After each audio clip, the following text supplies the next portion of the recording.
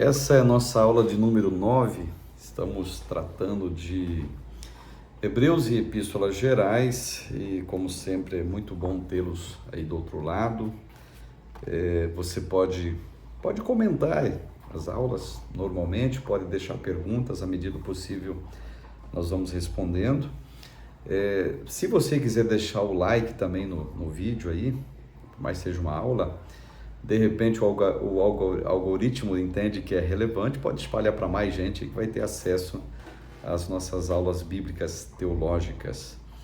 E também você pode inscrever-se no canal, você pode compartilhar também com outras pessoas, compartilhar com os membros da igreja onde você está liderando, se for o caso. Tem mais irmãos que desejam ter acesso ao conhecimento bíblico teológico também, ele está aberto a todos. Não paga absolutamente nada por isso, as aulas são gratuitas. Nosso curso é nível médio em teologia, o material que nós estamos usando é da Edições IBAD, e eu tenho certeza que vai ser edificante para você, tá bom? Página 92, a ética cristã. O Tiago vai tratar disso também. É nesse ponto que Tiago mostra a que veio. Nenhum outro livro dedica tanto tempo e espaço para apresentação exclusivas em questões éticas. Tiago apresenta isso. Como já frisado anteriormente, as palavras de sabedoria prática de Tiago não têm foco temporal. Serve para qualquer pessoa, em qualquer lugar, em qualquer tempo. Contudo, precisamos considerar o bojo vivido dos leitores. O que fez com que as orientações fossem forjadas. Tá? Tiago sabe que será impossível blindar seus leitores de todo e qualquer tipo de tentação, mas orienta-os que aproveitem as oportunidades que as agruras vividas poderiam dar para crescerem e frutificarem. Ainda diz para que não tentassem fugir dos problemas, mas que fossem perseverantes até o fim, até estarem plenamente crescidos e preparados com caráter forte e íntegros. Então, Tiago ele vai tratar da questão ética. Eu gosto muito da definição grega da palavra ética, ethos, quer dizer telhado, né? Telhado, a mente, a cabeça, a forma com que você pensa, a forma com que você age. E Tiago, sim, tem a questão da ética da língua, a ética do culto, a ética da adoração, a ética do relacionamento interpessoal. Tiago vai tratar de tudo isso. Ele vai tratar também de sabedoria. Ao olharmos textos judaicos sobre a sabedoria, veremos que a mesma é identificada como vida em concordância com a Torá. Porém, Tiago não faz essa ligação. Ele liga sabedoria ao Espírito Santo, gente. Então, em pelo menos duas passagens dessa carta, vamos nos deparar com o tema da sabedoria. Num primeiro momento, Tiago diz aos leitores que se quisessem saber o que Deus queria que eles fizessem, era só perguntar, que o Senhor alegremente lhes diria, pois ele estava sempre pronto a dar uma farta provisão de sabedoria a todos os que pedirem a Deus, tá certo? Falta sabedoria, peça a Deus. Então, você vê Tiago apresentando uma disposição divina para todos aqueles que fossem carentes dessa sabedoria para poder, digamos assim, ter uma vida agradável diante de Deus e diante do próximo. É dessa sabedoria. Não é aquela sabedoria, vou buscar para humilhar, buscar para mostrar que eu sou de uma elite superior, aqueles que não sabem, na minha ótica, nada. Não é esse caso, né? Tanto é que Tiago faz um paralelo entre sabedoria divina e a sabedoria humana. Ele chega a dizer que a sabedoria humana é de baixo, é uma sabedoria animal até, inclusive. Ele coloca esses termos, a sabedoria meramente animal. Muito bem. Página 94, irmãos, ele vai tratar também a pobreza e a riqueza. Para entendermos melhor o posicionamento da carta de Tiago sobre esse assunto, precisamos olhar para as orientações do Antigo Testamento sobre pobreza e riqueza. Douglas, o erudito, ele afirma que existia uma tradição judaica que falava sobre o assunto, dando a Tiago a estrutura necessária para trabalhar o tema por meio do que já havia sido estabelecido. Olhando, por exemplo, o Salmo 68 e 5, Deuteronômio 10 e 18, veremos a indicação de que Deus tem um cuidado especial sobre o pobre. E de fato tem, né? Pelo oprimido e pelo rejeitado.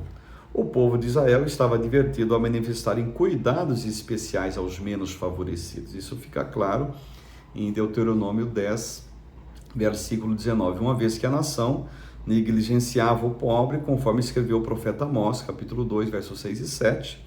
O Antigo Testamento ainda finca bases dentro do arcabouço da pobreza e riqueza, dizendo que era necessário a identificação do pobre como um ser piedoso e justo.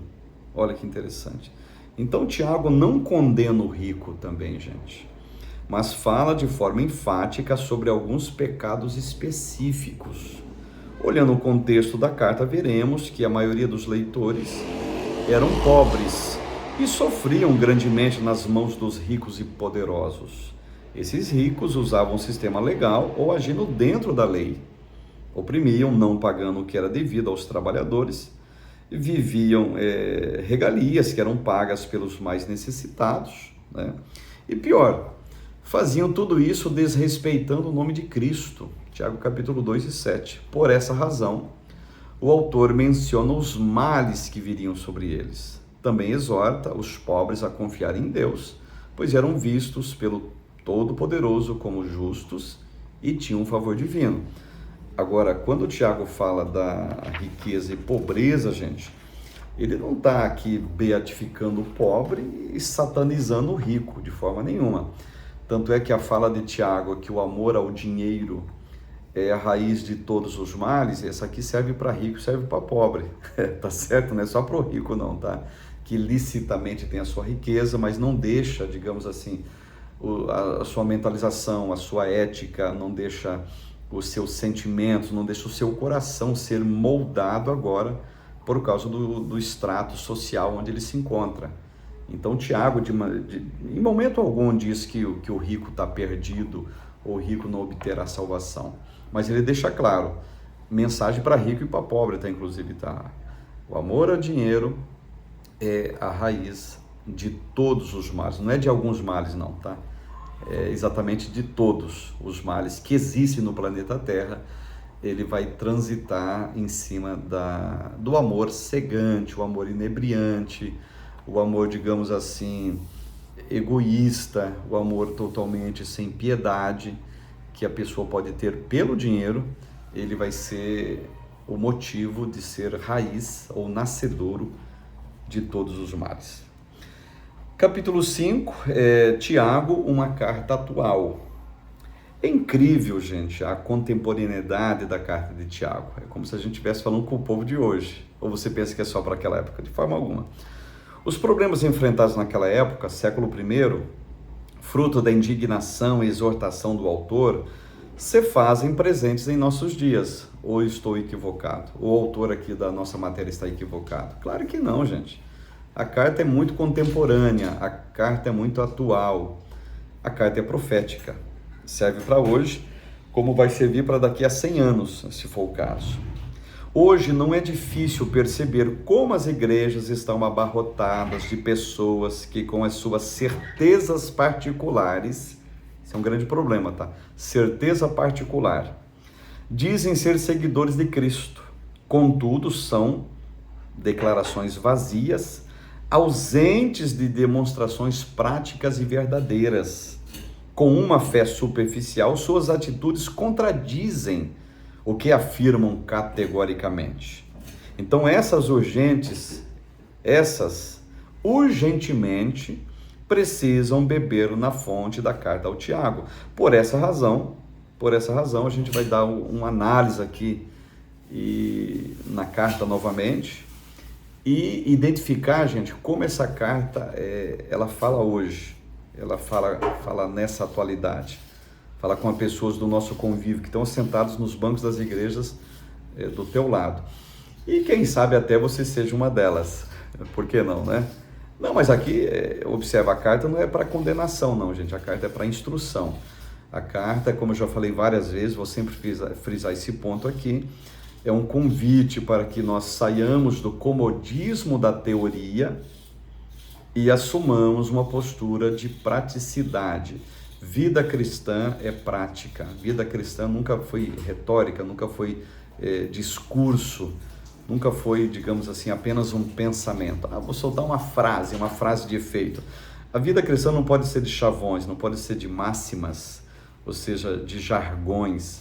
A vida cristã é de efetivação, ou seja, é de postura, é de colocação, digamos assim, tangível daquilo que nós pregamos. Senão a gente vai cair no campo, na vala comum da hipocrisia.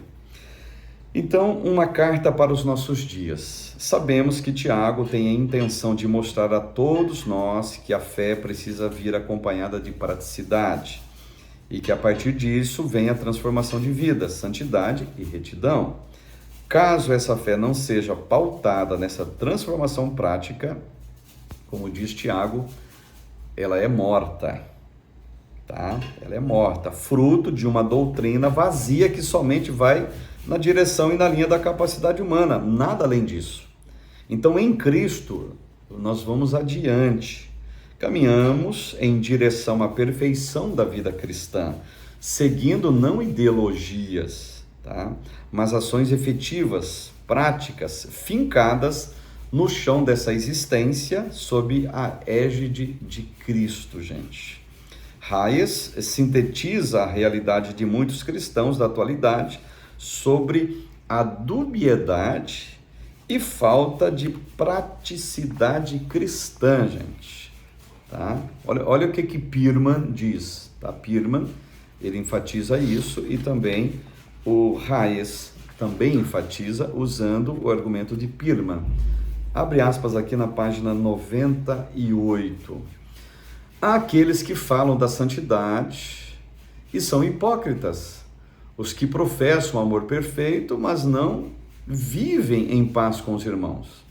Aqueles que ostentam muita fraseologia religiosa, mas fracassam na filantropia prática. Então esta carta foi escrita para eles. Talvez não lhes dê muito consolo, mas deve ser-lhes muito útil. O misticismo que se contenta com sistemas e frases religiosas, mas negligencia o sacrifício real, o serviço devotado, encontrará aqui o seu antídoto. O antinominianismo, que professa grande confiança na livre graça, mas que reconhece a necessidade de uma vida pura correspondente, deve estudar a sabedoria prática desta carta. Os quietistas, que se contentam em sentar-se e cantar para conseguir a felicidade eterna, devem ler essa carta até sentirem a sua inspiração, a fim de apresentarem ativamente as boas obras todos aqueles que são fortes na teoria e fracos na prática. Devem mergulhar no espírito de Tiago.